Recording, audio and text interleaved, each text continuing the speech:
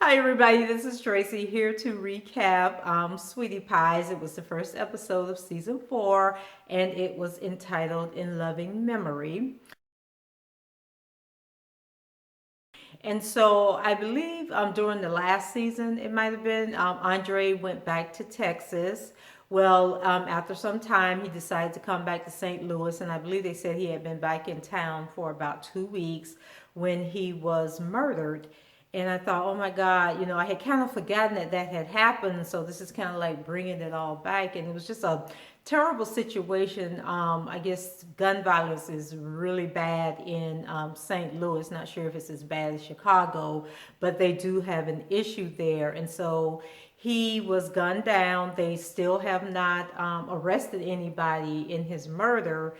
And this was really tough for Miss Robbie because if you remember, Andre's father, who's actually Miss Robbie's son, he was also murdered in a similar fashion, and I don't think they ever arrested anyone for his murder either. So throughout the episode, we received silhouettes of how Andre's death affected the members of his family and some of the employees in the growing Sweetie Pies franchise.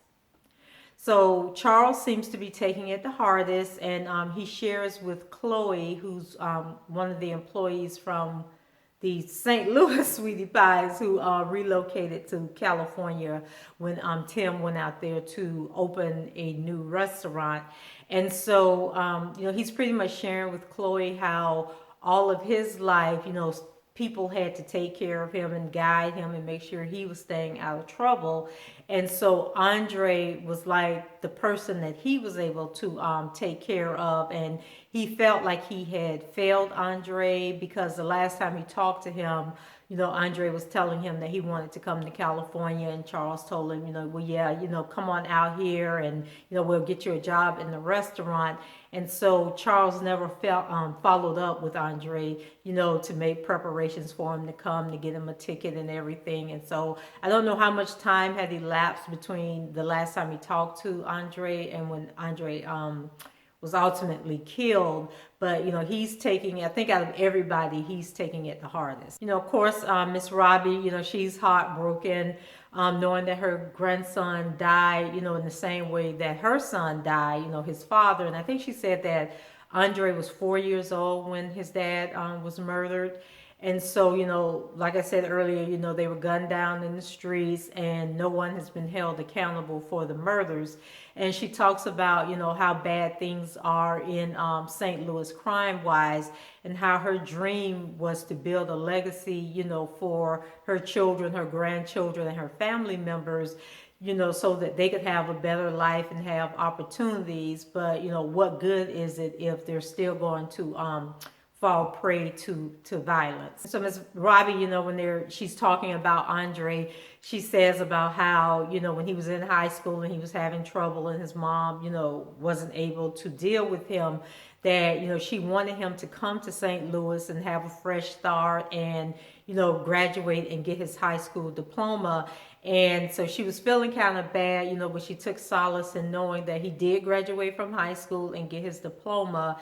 And so I really hate that, Miss Robbie is kind of, taking on so much of this because, at the end of the day, no matter what she did for Andre and no matter what opportunities she provided him, it came down to him and the choices that he was making. And so she also talks about Tim and Charles, and that the reason that they moved from St. Louis to California was to escape the violence. And, it's just a harsh reality that, people sometimes have to, they can't grow up and be productive in their own hometowns, that they have to leave and move far away in order to provide better opportunities for themselves and their families to even have a chance at life. I can really relate to that last part that Miss Robbie said, about Tim and Charles moving away.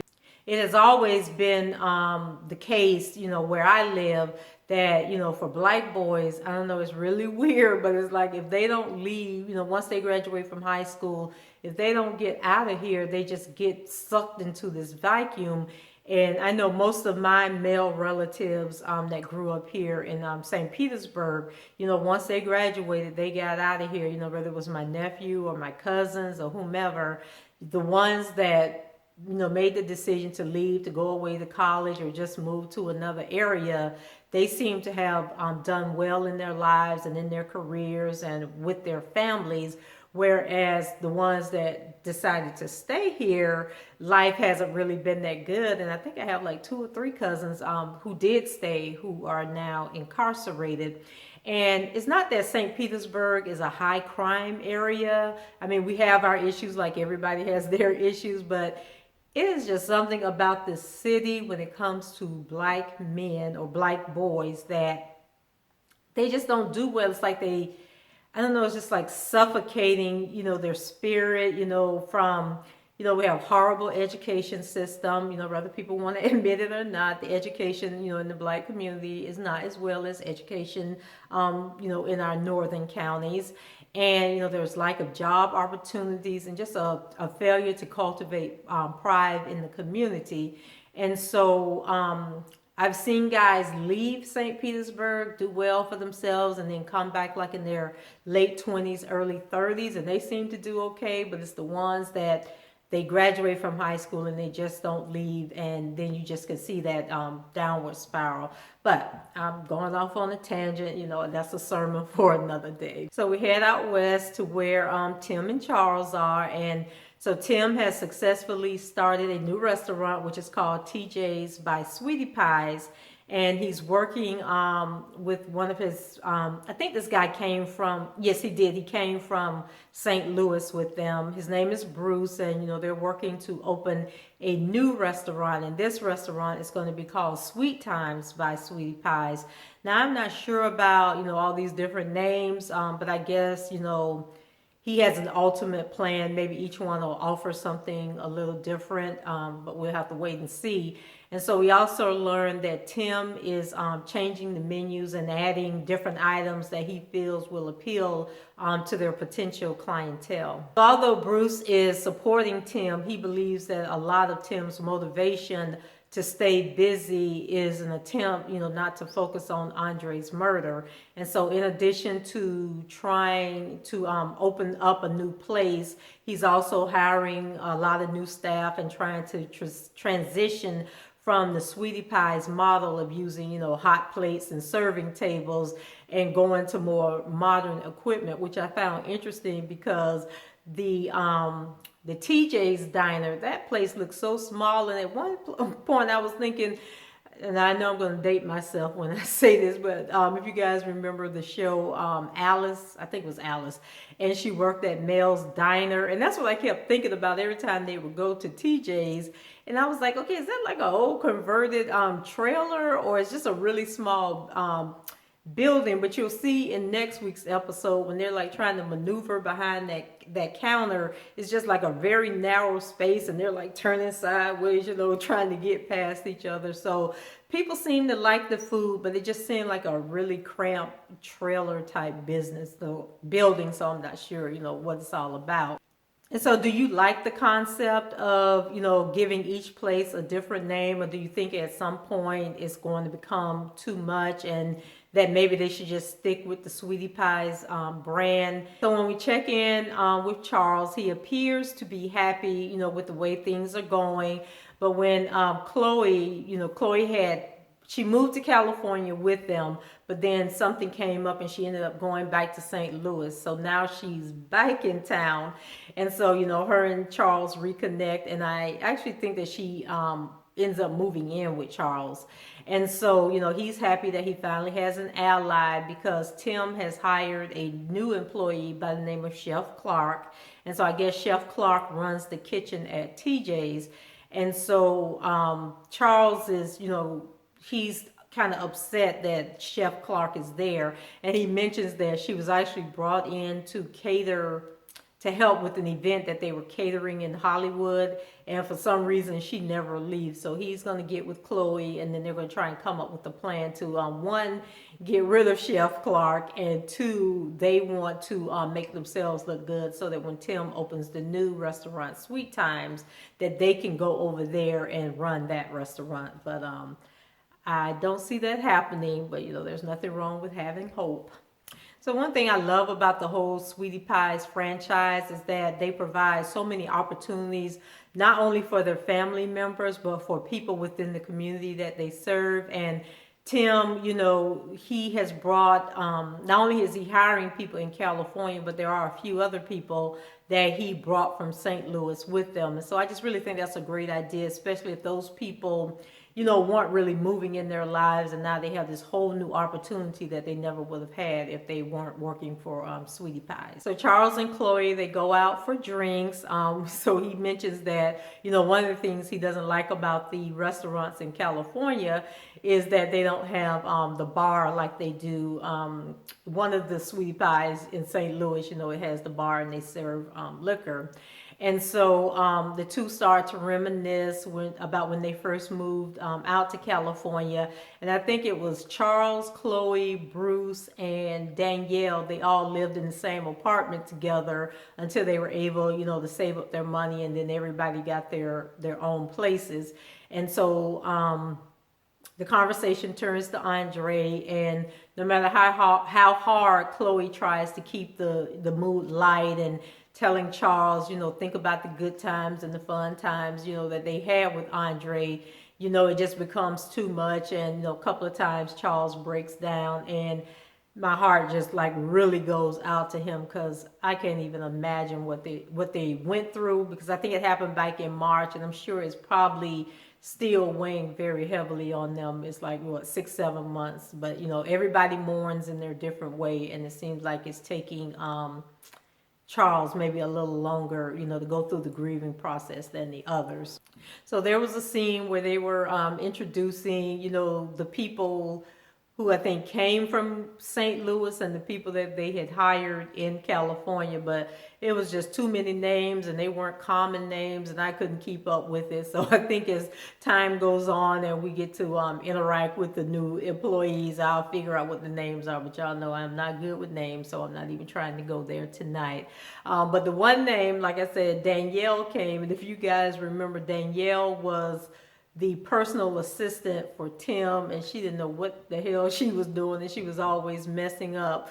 Well, they did say that Danielle's new role with the company is that she is their social media manager, and they think that she's going to be really good at it, because she's always on the internet and she's always taking selfies. So they put her in charge of marketing the new restaurants, and it seems like she's doing a fairly good job because business is booming. So back in St. Louis, it looks like they may have opened up another Sweetie Pies near the airport, I think they said, and that one seems to be doing well. And so they go through this little period where we're checking in with some of the regular employees, and it doesn't seem that much has changed. People are still working hard.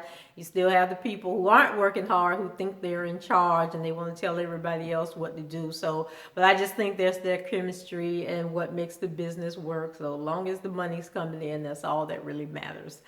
And so Miss Robbie, she's trying to keep busy and, to get her mind off of Andre's death. And so she's at church and she's rehearsing for a solo. And so the first song that she was singing, I didn't really recognize that song. But the second one I did, and it was Pass Me Not, O Gentle Savior.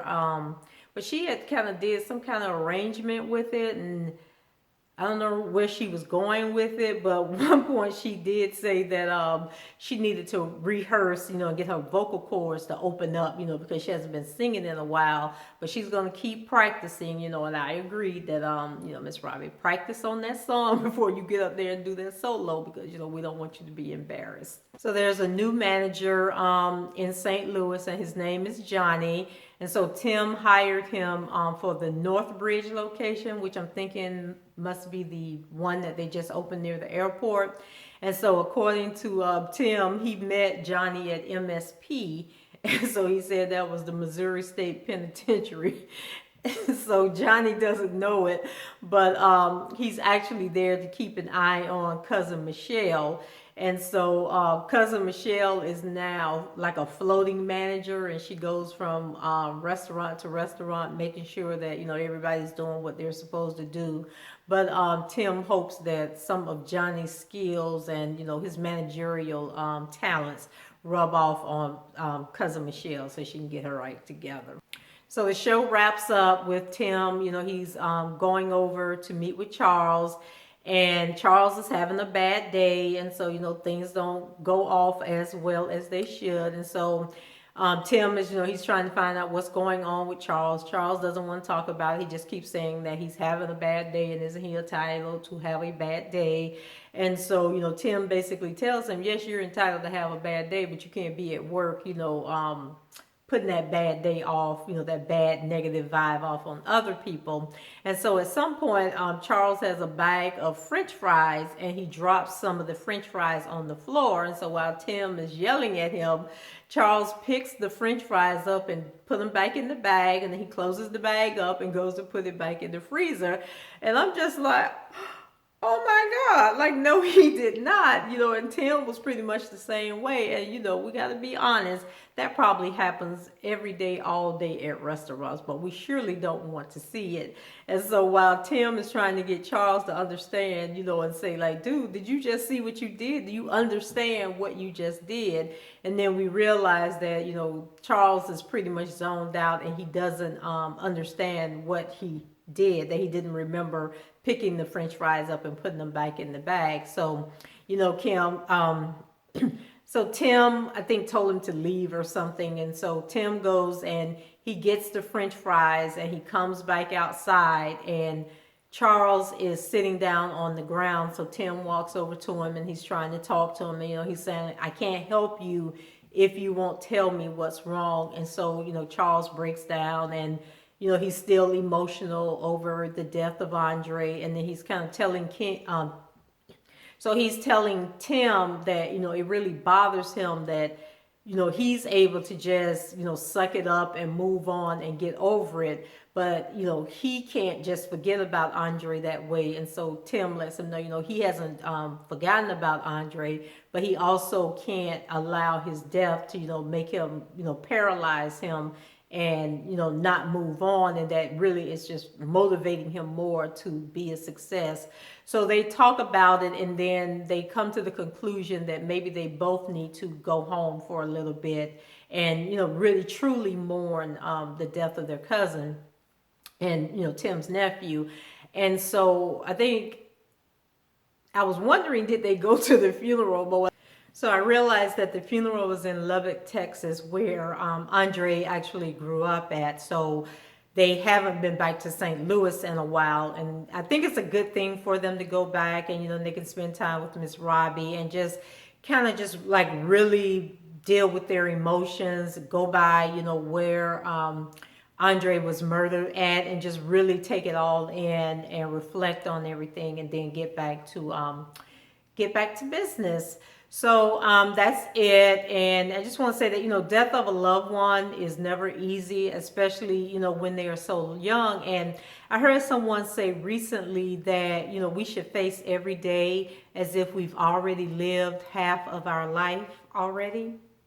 And so I thought that was just like really profound. And when I put it into perspective with Andre's life, Andre was 21 when he was killed. So that means that when he was 10 and a half years old, he had already lived half his life.